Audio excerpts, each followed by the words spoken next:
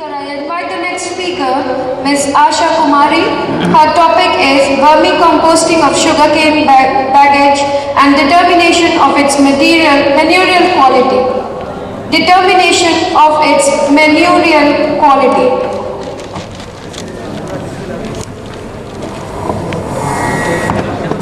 Good afternoon, Honorable Chairman and respected teachers and my dear friends. It is a great opportunity for me to represent my research paper on which I am working along with my guide Dr. Tripti Gangwal, and especially thankful to Mr. Bihari Singh, Dr. Bihari Singh, HOD of PG Department of Environmental Science, for his constant encouragement and support.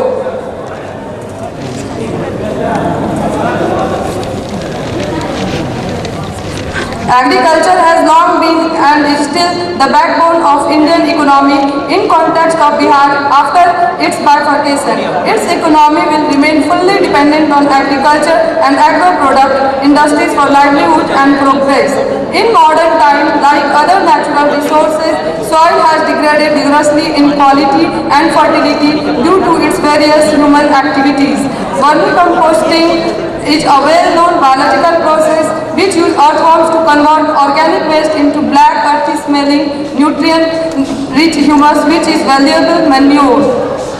In the context of Bihar, North Bihar has long been known to have a large number of sugar mills where sugar cane are crushed and processed to produce cane sugar. During the production of process, a considerable amount of bagasse is produced. Sugarcane bagasse is organic in nature, hence it is suitable for raw material for vermicomposting. Vermicomposting of sugarcane bagasse is additionally attractive to farmers because it will facilitate disposal of huge quantity of sugarcane bagasse. Thus, the present study on vermicomposting is merited with the twin purpose of scientific disposal of huge quantity of sugarcane bagasse, its conversion into organic manure which is rich in calcium, nitrogen, phosphorus, potassium, humus and humic acid. Materials and methods. Sugarcane bagasse was collected from the vendors and mixed with the cow dung and then fed into the vermicomposting pit established in N College, Patna premises. Vermicomposting was let proceed for 60 days. During the progress, every care was taken with regard to moisture content, shade, food for earthworms, etc. Temperature and pH of the material in the vermicomposting pit were recorded at regular intervals.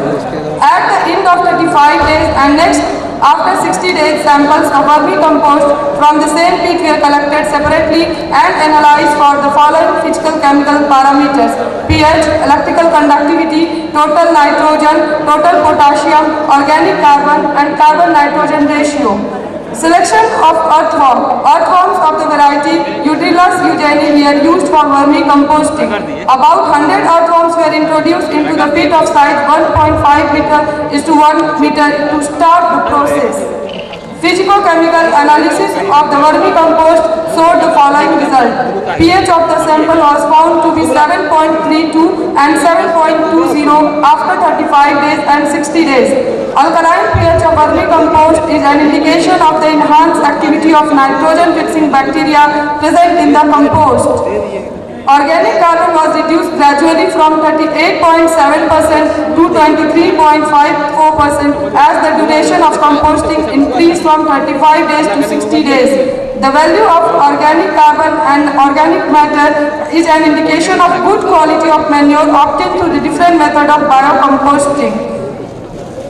In a compost value of organic carbon between 25 to 30% is considerable to be suitable for its application. Nitrogen content after a lapse of 35 days and 60 days was found to have values very close to the range 2 to 5%, which is considered as an ideal compost. Carbon-nitrogen ratio after 35 days and 60 days was found to be 20.48 and 12.26. Gradual reduction in carbon-nitrogen ratio with increase in duration is in the line of expectation.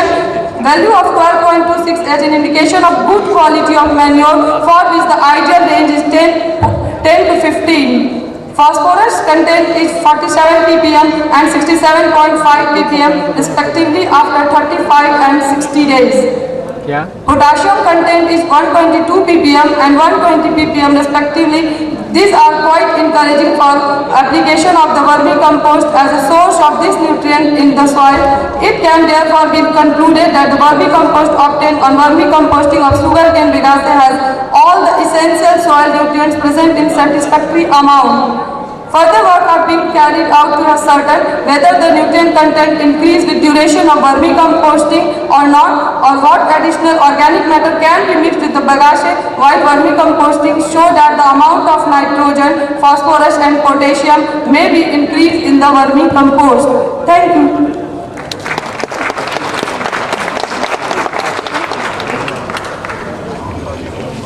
Thank you, Asha. Thanks to the audience for giving a patient hearing to the speakers. Now may I request Chairperson to give his speech.